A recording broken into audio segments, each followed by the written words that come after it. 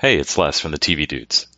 This week, it was my great pleasure to talk to Chris Geere, the man who plays Jimmy Shive-Overly on FX's You're the Worst, one of the absolute best sitcoms on television.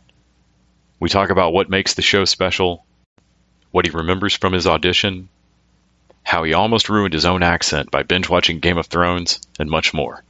It's a fun chat. I hope you enjoy.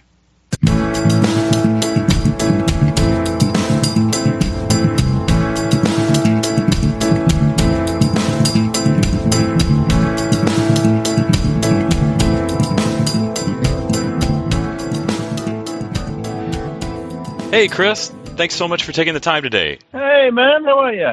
Doing wonderfully. Excellent. Where are you in the world? I am in Austin, Texas. Are you in Manchester? Is that right? I am. I am in Manchester. It is dark. It is raining, and it's lovely to speak to you. I love Austin. We went to the festival. We were a panel at the festival about 3 years ago. God, what a great town! The South by Southwest, I assume, or it might have been Austin Television. Yeah, that's right. It was the television festival. It was just brilliant. Played loads of shuffleboard in bars down that strip. Yeah, that sounds about right. You're the Worst has been a constant favorite on our end of year lists on the show. My co-host Randy and I. Amazing. It's just one of those sitcoms that really struck a particular chord and hits a really perfect tone. Things like that always strike me, and how difficult the balance can be to get with the casting and the script, and making sure that everyone's kind of on the same page. Can you talk a bit about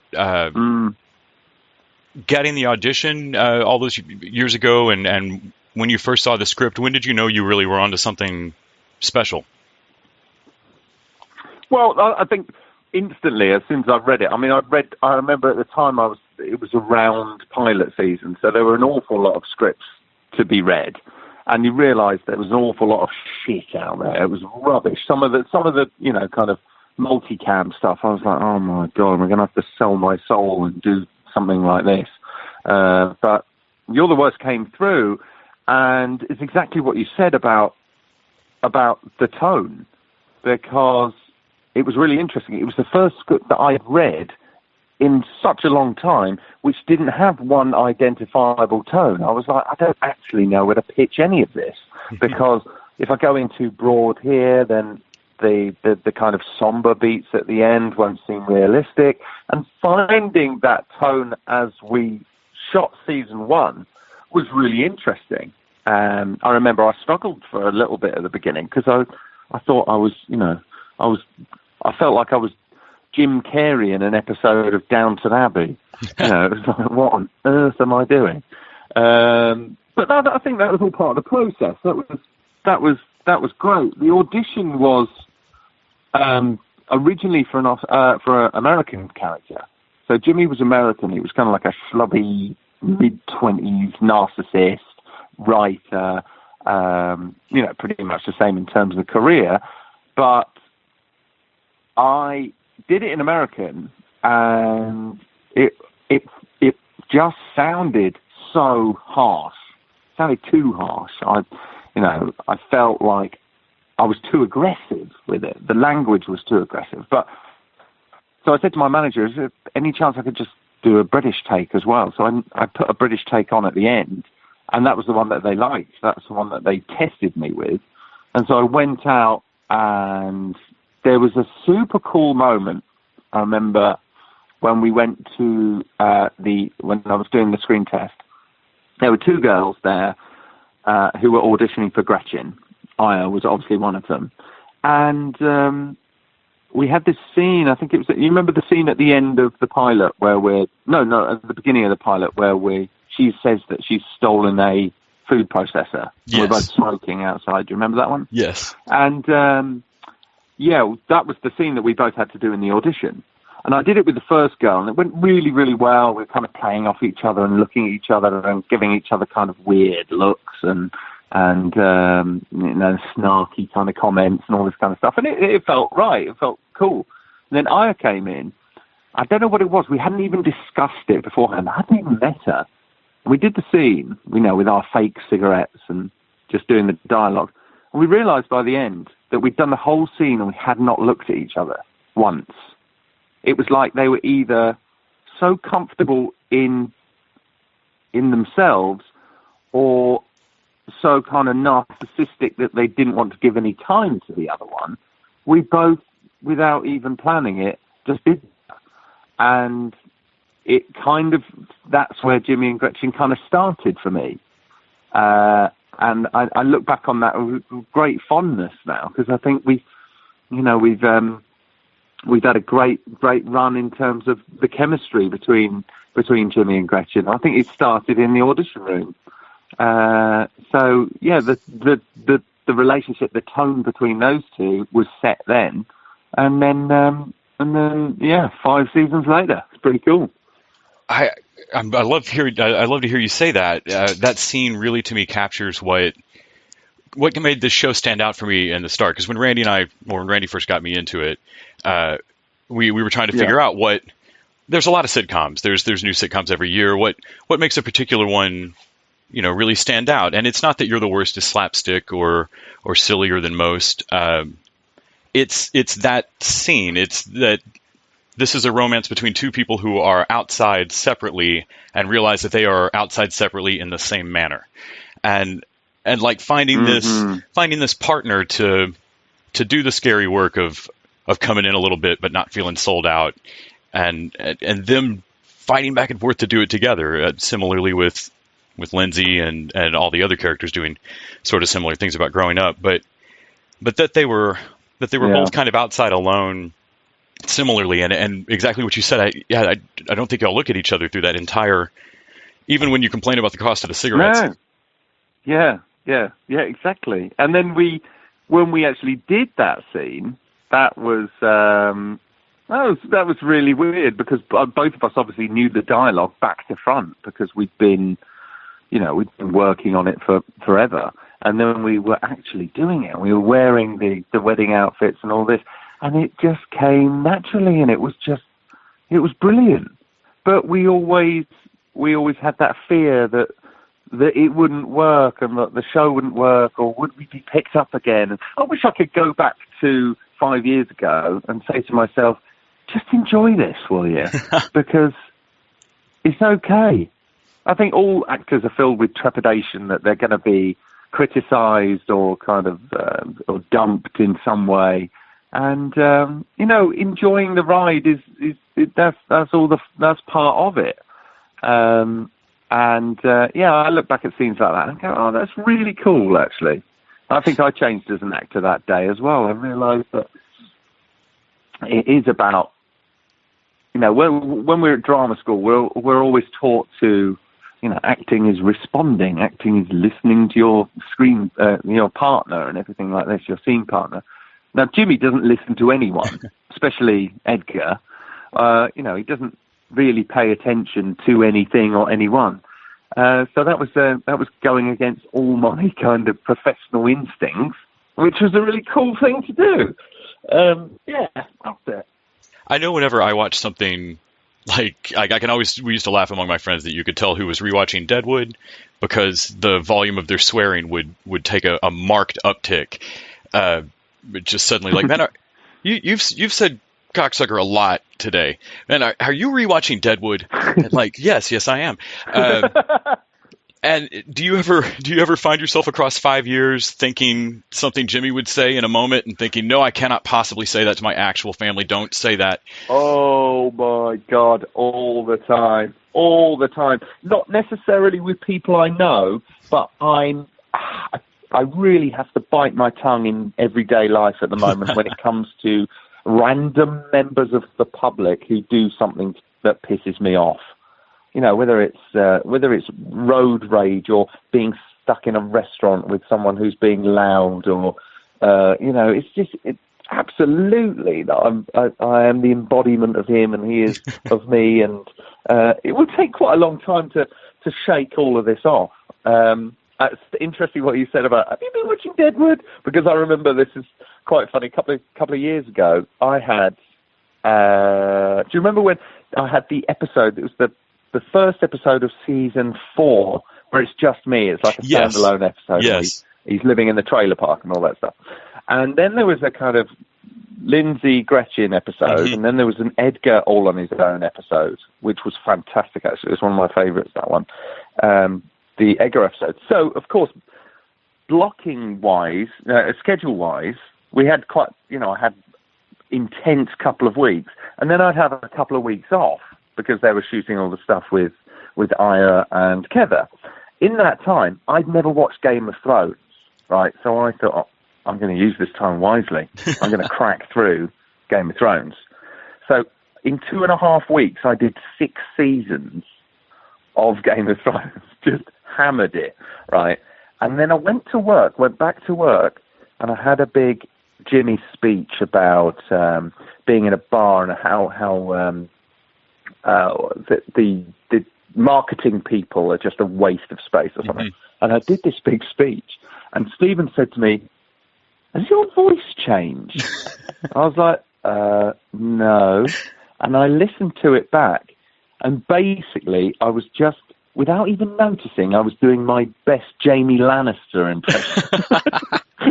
And then Jimmy had turned into someone from, King's Landing. It's ridiculous. But I love how flamboyant he's got in the last couple of seasons, and he's always been big at gesticulating and everything. But that expressiveness is something that I'm really going to miss in a character, especially because loads of TV characters these days are kind of, they're understated and they mumble and all this kind of type characters, and you're like, what? What did you say? I've enjoyed playing a character who's very careful with his diction and his articulation, and that's pretty cool. But it's all down to Steve. Written some great stuff. Just getting to play him, just being wildly, proudly confident in who he is, even if that is a terrible person. He's swinging for the terrible fence. It is just fun to see a character that just boldly announces themselves on whatever they're doing. I cannot possibly imagine him American for exactly the reason you say, that it would come across so harsh. Were there any other things you remember about kind of creating Jimmy particularly, or things you went, okay, I need to stop doing it like that? I don't think Jimmy would do it that way. Yeah, I mean, the season 1 was a real work in progress for me. I did feel I was too broad at some points, and then I watched it back and I was like, actually, that's okay. It kind of worked. I didn't know what it was going to look like. I didn't know. It was my first kind of big American role in America.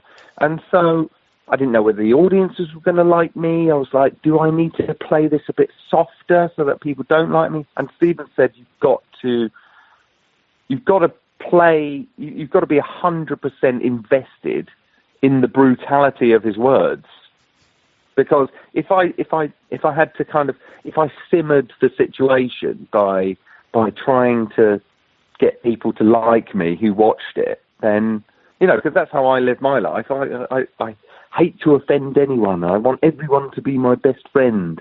All these different things, and then I'm playing this character who does not give a shit how people feel after he's just taken them down. And so it was halfway through season 1. That's when I went, do you know what? I think it's important that they do hate him sometimes. I think it's important that they do get offended and, within the scenes. And that when they say cut, more often than not, I've said, I hate you, you're ridiculous. Cut. I'm so sorry. I didn't mean any of that. I'm just playing the actor, playing the character. All this kind of the Britishness takes over. But it has been fun. It's so fun to play a baddie in any way. And especially if you can say you can be a baddie with your words. It's been cool. Yes, it's a quite articulate baddie. Yeah. I read that you had gotten kind of started in school drama. I know you'd had a part in a Royal Shakespeare production before going on to like EastEnders and things like that. Do you remember back to what performance it was, or where you were that moment where you realized I have to do this. It's unreasonable and it may be ridiculous, but I have to push for this and not graphic design or whatever.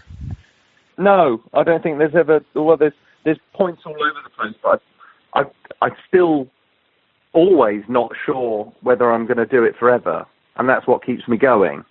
You know, I've had I was never at that point where I went, this is what I have to do forever.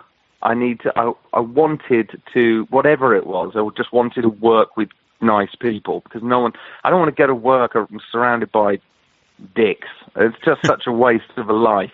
Or go and do something that I don't enjoy. I think it's, over the years, what I have done is crafted that ideal.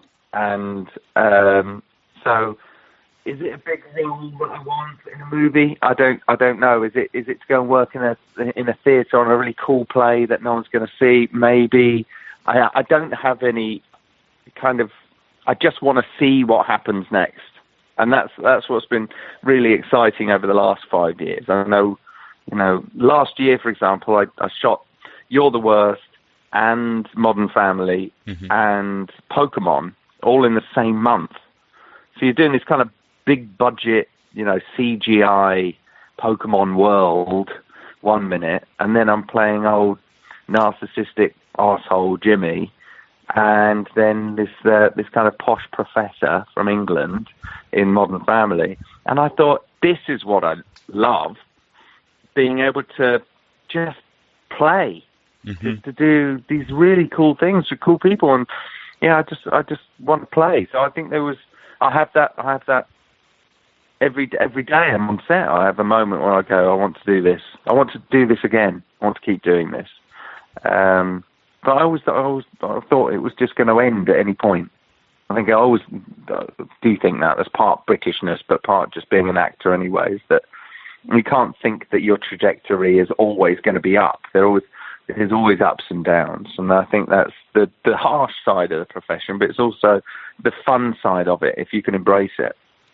Something I've been told before is that booking gigs or being in a show is not so much the actor's job, if that's your career. Staying prepped and going to auditions and being ready in the in-between is kind of your job. Yeah. And I had read in an interview. That's what they say. I think your philosophy on auditions is probably my favorite, that, regardless of whether you book it, did you have fun in the room playing with the character? Has there been an audition that you remember making particularly fun for yourself, or where you really enjoyed the choice you made? Yeah, there's. The last couple of years, I've always treated auditions as the first day at work. So I imagine I've already got the job, and that I'm just going to first day of rehearsals. So if I do that, it takes away all the nerves and everything, so I can really just go into it. And I remember I did a show for Sky One called Trolleyed, which was set in a supermarket, and I was playing this kind of brash new executive who was coming in, and he was going to turn everything around, and he was a right dick.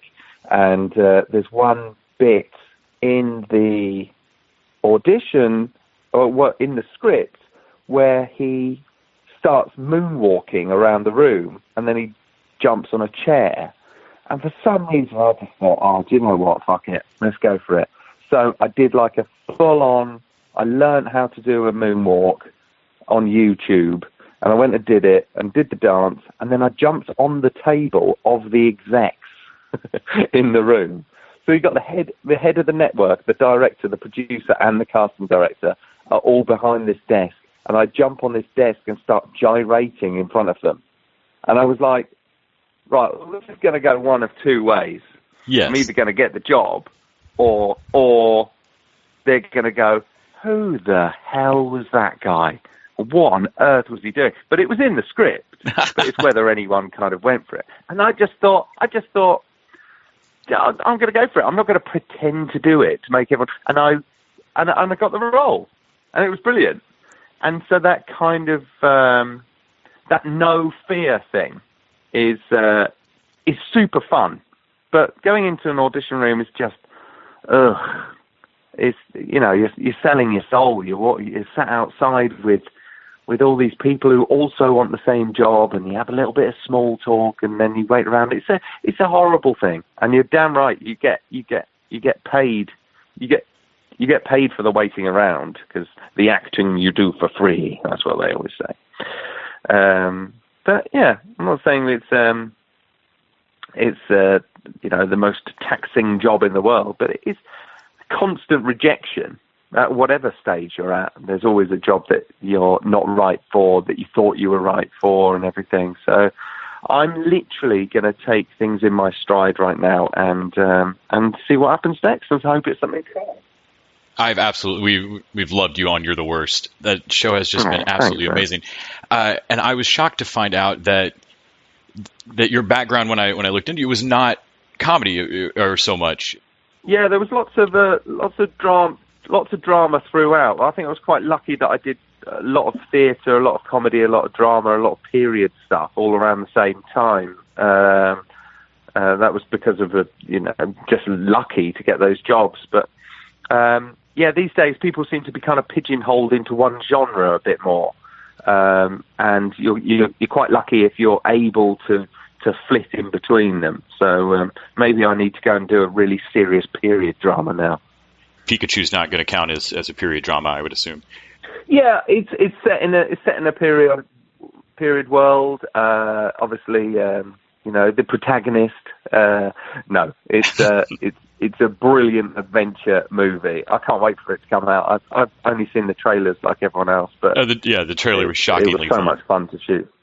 It's so cool, and anything that Ryan Reynolds is in is pretty awesome. So yeah, I can't imagine trying to fathom what your next gig might be after You're the Worst. I'm sure you couldn't have seen this particular 5-season arc coming. Well, it's highlighted how crap a lot of scripts are.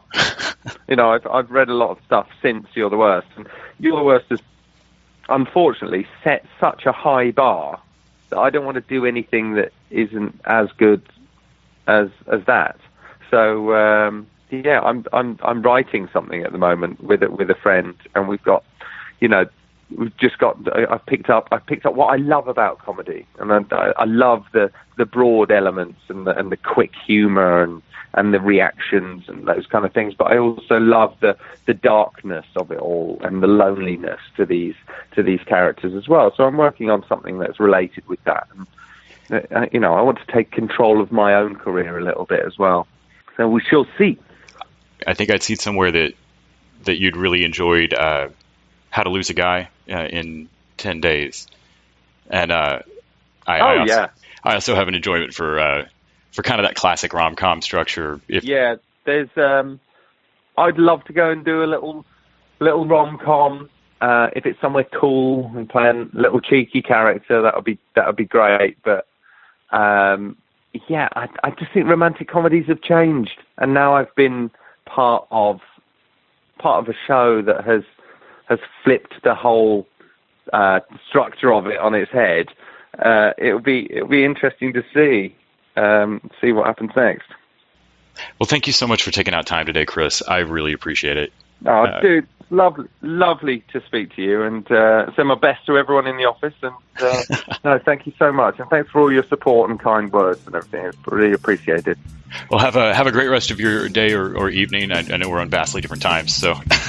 Oh, it's good. No, I'm about to go and cook dinner. So there you go. Have a wonderful time. All right, cheers, dude. Take care. Bye-bye.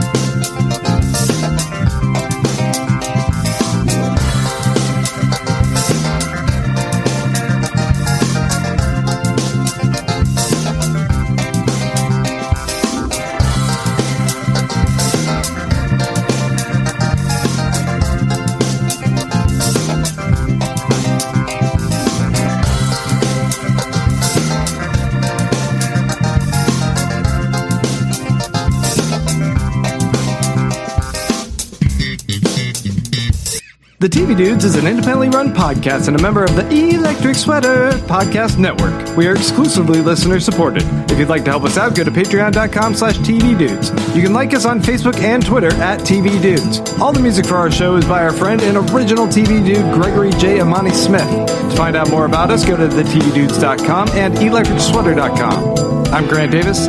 Thanks for listening.